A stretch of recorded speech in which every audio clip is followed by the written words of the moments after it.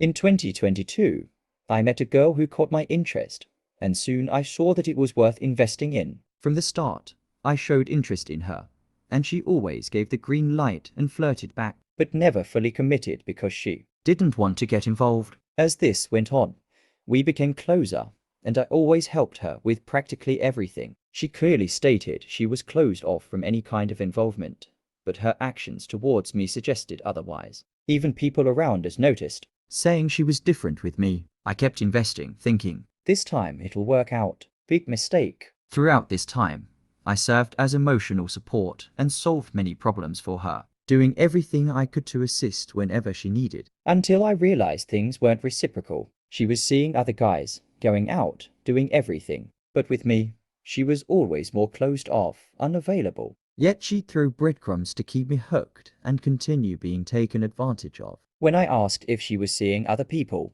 she always denied it, saying she was focused on herself. But speaking with others, they told me the opposite, until she finally admitted she was indeed seeing someone and even planning to date. She was lying about her situation and trying to manipulate me to keep benefiting from our friendship. If she had been honest earlier, I would have distanced myself, but it was more advantageous for her to keep it hidden because as long as I was around, she'd get help whenever and wherever she needed it. For context, I hold a position of trust in a hospital and have contacts with doctors and pharmacists who provided prescriptions, controlled medications, and even conducted consultations that I arranged for this girl. After that, I naturally distanced myself and stopped helping her. I stopped providing medications, asked for her treatments to be discontinued, both psychological and psychiatric, and, as I do with others, started charging for medications and stopped assisting altogether since that's what her boyfriend should be doing, not me. Upon realizing she wouldn't have my help anymore,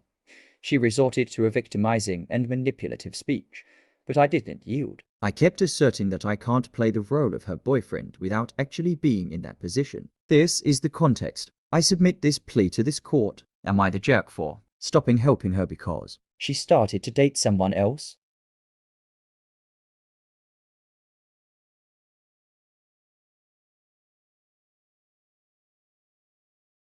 Hello, Sai here. What a shocking turn of events. Remember when we talked about being put in the friend zone and trying to upgrade your status by buying gifts? That's how I initially felt here. But after the revelation that he was using his job influence to obtain illicit medical prescriptions, my jaw hit the floor. I wasn't on his side to begin with. And now I hope he loses his job. This is serious shit. But hey, at least we got a new catchphrase out of it. I submit this plea to this court. Sounds much better than. So, let me ask you.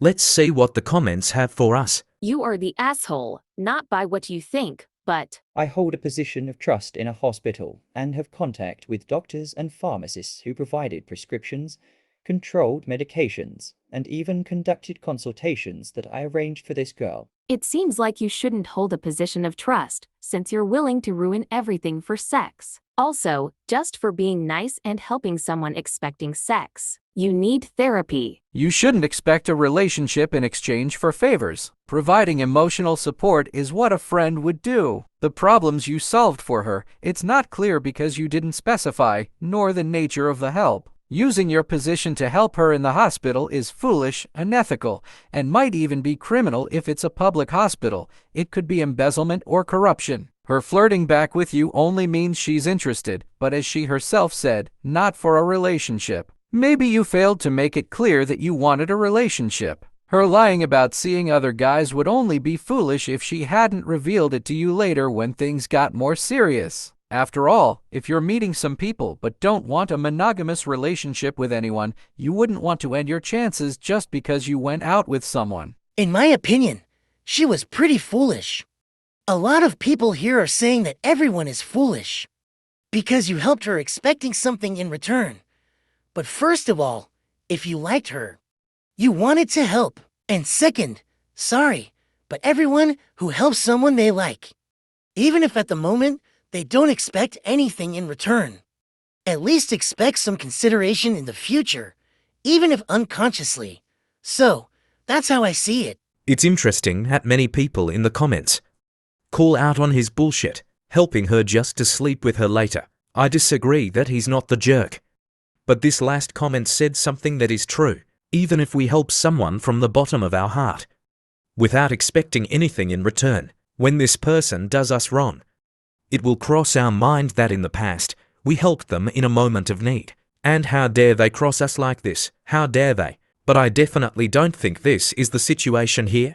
I want to conclude this with a threaded comment, discussing the severity of his actions in the hospital. So, what you are doing, giving medication for free, isn't that somewhat illegal? This is the most intriguing part of the thread. The guy admits to diverting prescriptions and controlled medication, which means it'll be lacking for those who did everything right, scheduled appointments, etc., and people are saying he's not a jerk. Maybe the text was misunderstood or poorly written. He obtained the prescriptions, perhaps by using his friendship with doctors.